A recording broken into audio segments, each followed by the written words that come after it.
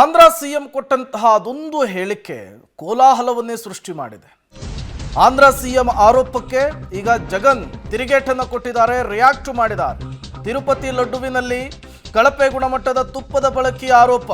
ಚಂದ್ರಬಾಬು ನಾಯ್ಡು ಆರೋಪವನ್ನು ಅಲ್ಲಗೆಳೆದಿದ್ದಾರೆ. ಮಾಜಿ ಸಿಎಂ ಜಗನ್ ಮೋಹನ್ ರೆಡ್ಡಿ ಪ್ರಸಾದದ ಪಾವಿತ್ರ್ಯತೆಗೆ ಧಕ್ಕೆ ಆಗುವಂತಹ ಕೆಲಸ ಯಾವುದೇ ಕಾರಣಕ್ಕೂ ಆಗಿಲ್ಲ. ಚಂದ್ರಬಾಬು ನಾಯ್ಡು ಅವರು ಸುಳ್ಳು ಆರೋಪವನ್ನು ಮಾಡ್ತಿದ್ದಾರೆ.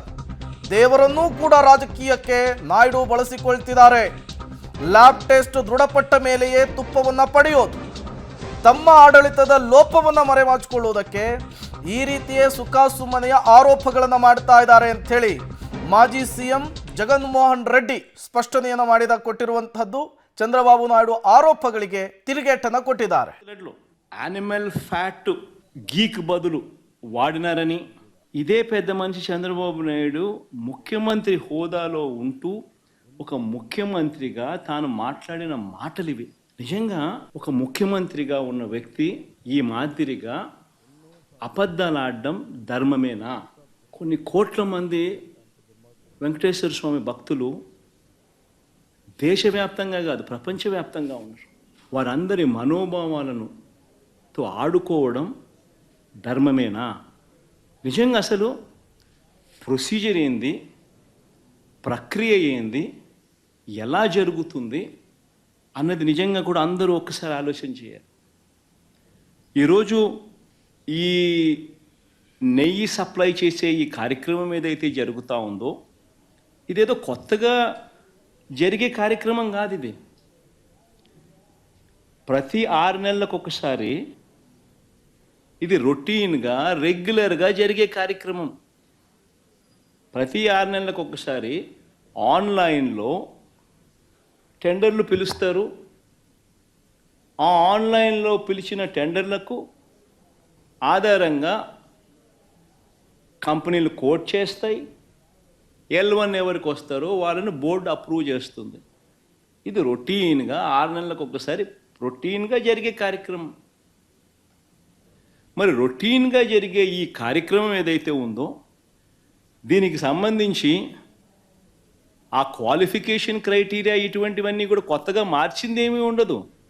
ఎవడు మార్చేది ఏమీ లేదు, కొత్తగా మార్చింది అంతకన్నా లేదు. ఎప్పటి నుంచో జరుగుతున్న ఈ క్వాలిఫికేషన్ క్రైటీరియా తిరుమల తిరుపతికి సంబంధించిన వెంకటేశ్వర స్వామికి సంబంధించిన లడ్డు అనేది ఎంత ప్రసిద్ధి కాంచిన లడ్డు అంటే దానికి సంబంధించిన లడ్డు తయారీలో వాడే ఈ నెయ్యి కానీ వాడే ఇంగ్రీడియంట్స్ కానీ ఇవన్నీ కూడా దశాబ్దాలుగా జరుగుతూ ఉన్నాయి. ఇవన్నీ ప్రొక్యూర్మెంట్ ప్రాసెస్ అనేది. దీని కొత్తగా ఎవడు వచ్చి చేసేది ఏమీ లేదు, ఎవడు కొత్తగా దాంట్లో ఏలు పెట్టేది లేదు. రొటీన్గా జరిగే ఈ కార్యక్రమం 6 నెలలకు ఒకసారి రొటీన్గా జరిగే కార్యక్రమంలో ఎవరు L1గా వస్తారో వారికి ఇస్తారు.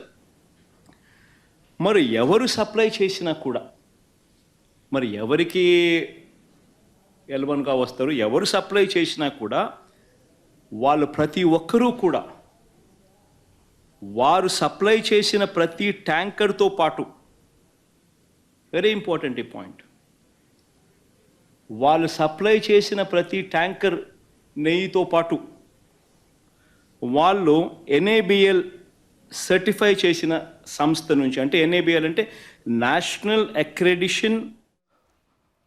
ಮತ್ತಷ್ಟು ಡೀಟೇಲ್ಸ್ ಅನ್ನು ಕೊಡ್ತಾರೆ ನಮ್ಮ ಪ್ರತಿನಿಧಿ ಮಾರುತಿ, ನೇರ ಸಂಪರ್ಕದಲ್ಲಿ ಜಾಯ್ನ್ ಆಗಿದ್ದಾರೆ. ಮಾರುತಿ, ಚಂದ್ರಬಾಬು ನಾಯ್ಡು ಅವರು ಜಗನ್ ಸರ್ಕಾರದ ಮೇಲೆ, ಜಗನ್ ಮೇಲೆ ಒಂದು ಗಂಭೀರ ಆರೋಪವನ್ನು ಮಾಡಿರುವಂಥದ್ದು. ಮೀನಿನ ಪ್ರಾಣಿಯ ಕೊಬ್ಬನ್ನು ಪ್ರಸಾದದಲ್ಲಿ, ಲಡ್ಡುವಿನಲ್ಲಿ ಬಳಕೆ ಮಾಡಲಾಗಿದೆ ಅನ್ನುವಂತಹ ಆರೋಪ. ಕೊನೆಗೂ ಕೂಡ ಮೌನವನ್ನು ಮುರಿದಿದ್ದಾರೆ, ಮಾತನಾಡಿದ್ದಾರೆ ಜಗನ್. ಬರೀ ಈ ರೀತಿಯ ಹೇಳಿಕೆ ಕೊಟ್ಟರೆ ಸಾಲದು, ಅದಕ್ಕೆ ಪೂರಕವಾದಂತಹ ದಾಖಲೆಯನ್ನು ಕೂಡ ಕೊಡುವಂಥ ಅವಶ್ಯಕತೆ ತುಂಬ ಇದೆ ಅಲ್ವಾ? ಖಂಡಿತ. ಯಾಕಂದರೆ ಈಗ ಜಗನ್ ಅವರು ಪ್ರತ್ಯುತ್ತರನ ಕೊಡ್ತಿರುವಂಥದ್ದು ಚಂದ್ರಬಾಬು ನಾಯ್ಡು ಅವರು ಹೇಳಿದಂತಹ ವಿಚಾರಕ್ಕೆ. ಅಂದರೆ ತಿರುಪತಿಯಲ್ಲಿ ಪ್ರಸಾದ ಏನು ವಿತರಣೆ ಆಗುತ್ತೆ, ಲಡ್ಡುವಲ್ಲಿ ಪ್ರಾಣಿಯ ಮಾಂಸದ ಕೊಬ್ಬನ್ನು ಹಾಕ್ತಿದ್ದಾರೆ ಅಂತ ಒಂದು ಗಂಭೀರ ಸ್ವರೂಪದ ಆರೋಪವನ್ನು ಮಾಡಿರ್ತಾರೆ. ಅದಕ್ಕೆ ಇವತ್ತು ಪ್ರತಿಕ್ರಿಯೆ ನೀಡಿರುವಂತಹದ್ದು ಜಗನ್ ಅವರ ಸರ್ಕಾರದ ಸಂದರ್ಭದಲ್ಲಿ, ಜಗನ್ಮೋಹನ್ ರೆಡ್ಡಿ ಅವರ ಸರ್ಕಾರ ಅದಕ್ಕೆ ಪ್ರತ್ಯುತ್ತರ ನೀಡಿರುವಂಥದ್ದು. ನಾವು ಪ್ರಸಾದ ವಿಚಾರದಲ್ಲಿ ಈ ರೀತಿ ಮಾಡಿಲ್ಲ, ಇದು ಏನು ಚಂದ್ರಬಾಬು ನಾಯ್ಡು ಸರ್ಕಾರ ನಮ್ಮ ಸರ್ಕಾರ ಇದ್ದಂಥ ಸಂದರ್ಭದಲ್ಲಿ ನಮ್ಮ ಮೇಲೆ ಕೆಟ್ಟ ಹೆಸರನ್ನ ತರೋದಕ್ಕೋಸ್ಕರ ಮಾಡ್ತಿರುವಂಥ ಆರೋಪಗಳು ಅಂತ ಹೇಳ್ತಿದ್ದಾರೆ. ಈ ಆರೋಪಗಳನ್ನು ಸತ್ಯಾಸತ್ಯತೆಯನ್ನು ಅಲ್ಲಗಳಿಬೇಕು ಅಥವಾ ಇಲ್ಲ ಅನ್ನೋದಾದರೆ ಅದು ಲೀಗಲಿ ಪ್ರೂವ್ ಆಗಬೇಕಾಗತ್ತೆ ಮತ್ತು ಏನು ಲ್ಯಾಬ್ಗಳ ಮೂಲಕನೂ ಪ್ರೂವ್ ಆಗಬೇಕಾಗತ್ತೆ. ಅಂದರೆ ಇವರ ಸರ್ಕಾರ ಸಂದರ್ಭದಲ್ಲಿ ಜಗನ್ಮೋಹನ್ ರೆಡ್ಡಿ ಸರ್ಕಾರ ಸಂದರ್ಭದಲ್ಲಿ ತಿರುಪತಿಯಲ್ಲಿ ವಿತರಣೆ ಆಗ್ತಿದ್ದಂಥ ಲಡ್ಡುವಿನ ತುಪ್ಪದ ಏನು ಕ್ವಾಲಿಟಿ ಏನಿತ್ತು, ಗುಣಮಟ್ಟ ಅದು ಎಷ್ಟರ ಮಟ್ಟಿಗೆ ಸರಿಯಾಗಿದೆ ಅನ್ನೋದು ಗೊತ್ತಾಗಬೇಕಾಗತ್ತೆ. ಜೊತೆಗೆ ಇಲ್ಲಿ ಯಾವುದೇ ಪ್ರಾಣಿಯ ಮಾಂಸದ ಕೊಬ್ಬನ್ನು ಬಳಕೆ ಮಾಡಿಲ್ಲ ಅಂತ ಏನು ಜಗನ್ಮೋಹನ್ ರೆಡ್ಡಿ ಈಗ ಹೇಳ್ಕೊತಿದ್ದಾರೆ, ಅದಕ್ಕೆ ಪೂರಕವಾದಂಥ ದಾಖಲೆಗಳನ್ನ ಕೊಡಬೇಕಾಗತ್ತೆ. ಏನು ತುಪ್ಪವನ್ನು ಸರಬರಾಜು ಮಾಡ್ತಿದ್ದಂತಹ ಟೆಂಡರ್ನ ಕೊಟ್ಟಿದ್ದಂತಹ ಕಂಪ್ನಿಯ ಜೊತೆಗೆ ಕಂಪ್ನಿಯವರು ಅವರ ತುಪ್ಪದ ಕ್ವಾಲಿಟಿಯನ್ನು ಚೆಕ್ಕನ್ನು ಕೂಡ ತೋರಿಸ್ಬೇಕಾಗತ್ತೆ. ಇದನ್ನೆಲ್ಲ ಜಗನ್ಮೋಹನ್ ರೆಡ್ಡಿ ಆರೋಪ ಮುಕ್ತ ಆಗಬೇಕಾದ್ರೆ ಮಾಡಬೇಕಾಗಿರುವಂಥದ್ದು. ಸದ್ಯಕ್ಕೆ ಆಂಧ್ರದಲ್ಲಿ ಲಡ್ಡು ವಿಚಾರದಲ್ಲಿ ದೊಡ್ಡ ಮಟ್ಟಿಗೆ ಚರ್ಚೆ ಆಗ್ತಿದೆ. ಎರಡೂ ರಾಜಕೀಯ ಪಕ್ಷಗಳು ಎಸ್ಪೆಷಲಿ ಮಾಜಿ ಸಿಎಂ ಮತ್ತು ಹಾಲಿ ಸಿಎಂಗಳು ಒಬ್ಬರ ಮೇಲೆ ಒಬ್ಬರು ಆರೋಪ ಪ್ರತ್ಯಾರೋಪ ಮಾಡುವಂಥ ಕೆಲಸದಲ್ಲಿ ತೊಡಗಿದ್ದಾರೆ. ಆದರೆ ಈ ವಿಚಾರವಾಗಿ ಭಕ್ತರು ಸಾಕಷ್ಟು ಗೊಂದಲಕ್ಕೊಳಗಾಗಿರುವಂಥದ್ದು. ನಾವು ತಿರುಪತಿಗೆ ಹೋಗ್ತಿದ್ದು ತುಂಬ ಜನ ಭಕ್ತರು ತಿರುಪತಿಗೆ ಹೋಗೋ ಉದ್ದೇಶನೇ ಲಡ್ಡು ತಿನ್ನಬೇಕು, ಅಲ್ಲಿನ ಪ್ರಸಾದ ತಿನ್ನಬೇಕು ಅಂತ. ಅದರಲ್ಲಿ ಈ ರೀತಿ ಪ್ರಾಣಿ ಮಾಂಸನ ಹಾಕ್ತಿದ್ದಾರೆ ಅನ್ನೋದು ಕೇಳಿ ಸಾಕಷ್ಟು ಭಕ್ತರು ಆತಂಕಗೊಳಗಾಗಿದ್ದಾರೆ. ನಾವು ಇಲ್ಲಿ ಮಾಂಸಾಹಾರವನ್ನು ತ್ಯಜಿಸಿ ದೇವಸ್ಥಾನಕ್ಕೆ ಬರ್ತೀವಿ, ಇಂಥ ಸಂದರ್ಭದಲ್ಲಿ ಇವರು ಈ ಪ್ರಸಾದದಲ್ಲೇ ಮಾಂಸದ ಕೊಬ್ಬನ್ನು ಬಳಸೋದು ಎಷ್ಟರ ಮಟ್ಟಿಗೆ ಸರಿ ಅಂತ ಪ್ರಶ್ನೆಗಳು ಸಹ ಈಗ ಉದ್ಭವ ಆಗಿರುವಂಥದ್ದು. Prem. Okay, thank you Maruti ತಮ್ಮೆಲ್ಲ ಮಾಹಿತಿಗಾಗಿ.